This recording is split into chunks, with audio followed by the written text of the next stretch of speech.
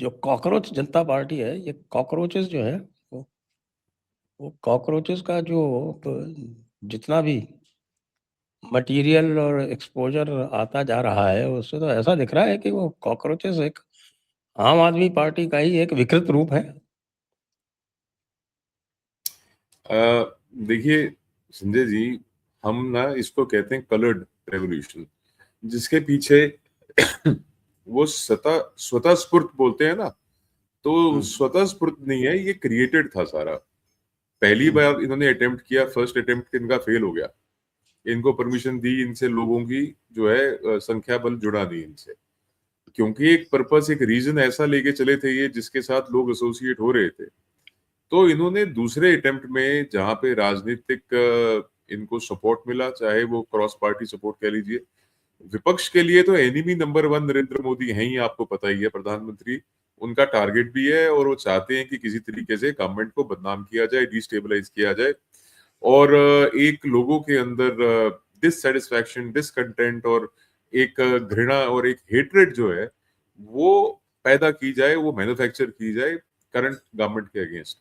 तो ये मुद्दा इनको मिला, इस मुद्दे को बनाने के लिए वो लोग आए जिनका नीट के पेपरों से कोई संबंध नहीं था, और इसको एक उग्र रूप देने का प्रयास किया गया। इसके अंदर एक जिसे कहते हैं कि एनार्की फैलाने का प्रयास किया गया दिल्ली की सड़कों के ऊपर, और जो धीरे धीरे परत दर परत, वो कहते हैं कि जिस तरह वो प्याज की परतें खुलती हैं तो अंदर से कुछ नहीं निकलता, ये प्याज की एक एक परत खुल रही है, तो इसके अंदर से ये निकल रहा है कि साहब ये फॉरेन फंडिंग से, जो एंटी नेशनल ऑर्गेनाइजेशंस हैं उनसे पैसा ले रहे थे, राजनीतिक सपोर्ट इनके पास था, और इनके पास एक, जैसे हम कहते हैं कि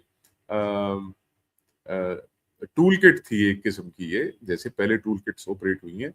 आप देखिए कि जितने भी ऐसे कार्यक्रम हुए भारत में, कार्यक्रम इसलिए कह रहा हूं क्योंकि ये सारे ऑर्गेनाइज थे, स्क्रिप्टेड थे, इसके अंदर किरदार भी इन्होंने खड़े किए, वो भी स्क्रिप्टेड थे। चाहे शाहीन बाग की बात कर लीजिए, चाहे आप किसान आंदोलन की बात कर लीजिए, चाहे शुरू शुरू में अगर किसी को याद हो तो 2014-15 के आसपास जब नई नई सरकार आई थी, तब रोहित वेमुला के नाम पे इन्होंने एक पूरा कांड खड़ा कर दिया था भारत के अंदर। तो समय समय पे they have tried to create anarchy, Bharat की सड़कों के ऊपर लॉ एंड ऑर्डर का सिचुएशन क्रिएट करना। उसके ना कई नुकसान है भारत को। एक नुकसान ये है कि आपकी जो कम्युनिटी है, समाज है, उसके अंदर डिस्कंटेंट होता है। दूसरा नुकसान ये है कि जब कोई विदेशी राष्ट्रपति आपके देश में आया होता है, आप देखिए बिल क्लिंटन के टाइम से है ये, बिल क्लिंटन जब भारत आए थे तब छठी सिंह पूरा हुआ था। फिर डोनाल्ड ट्रंप जब भारत आए तब उस वक्त शाहीन बाग का ये प्रोटेस्ट सारा चल रहा था। तो दे ट्राई दंगे टू हुए थे, ब्रिंग उसी दिन इंडिया। दंगे हुए थे। हाँ जी, उसी उसी दिन दंगे दिन, हुए थे। एग्जैक्टली उसी दिन, आप ठीक कह रहे हैं। तो उससे क्या है कि निवेशक जो है वो भी भारत से दूर रहने का प्रयास करते हैं। नई कंपनियां जो भारत में आना चाहती हैं वो भी भारत के हालात को देखती हैं, तो बार बार यूएस की एम्बेसी जो है वो जंतर मंतर को लेके गाइडलाइंस और वो अपने पत्र जारी करती है कि साहब ये अलर्ट है, और मोटरसाइकिल पे मत जाइएगा, और ये मत कीजिएगा। इस प्रकार की जो चीजें हैं, वहां से एक चीज वाजे होती है, क्लैरिफाई होती है। मैं दो बातें और इसमें ऐड करके फिर आपके पास वापस आता हूँ।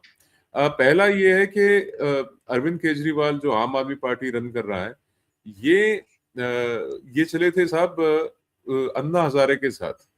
अन्ना हजारे के साथ इन्होंने बड़ी कस्में खाई थी कि साहब कभी राजनीति में नहीं आएंगे, कभी चुनाव नहीं लड़ेंगे, अपने बच्चों की कस्में खाई कि कभी कोई पद ग्रहण नहीं करेंगे। फिर कहा कि ये नीली रंग की जो वैगन आर है यही मेरा जो है वो साधन रहेगा, किसी की ने दान करी भी हमारे को। उसके बाद आपने शीश महल भी देखा, और वो तमाम इनके जो लग्जरी ये जिस प्रकार से चल रहे हैं वो सब आपने देखे हैं। बट इसके अंदर जो कैच है वो ये है कि फोर्ड फाउंडेशन से पैसा लेना अरविंद केजरीवाल ने कबूल किया।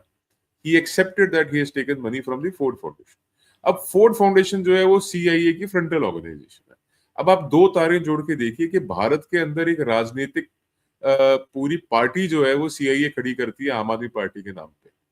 फिर वो समय समय पे भारत के संविधान को भी चैलेंज करते हैं, वो जजेस को भी चैलेंज करते हैं, वो भारत के जो प्रधानमंत्री हैं उनके बारे में गलत बातें करते हैं, झूठ फैलाते हैं। तो CIA is directly interfering in India's internal politics through their own henchmen.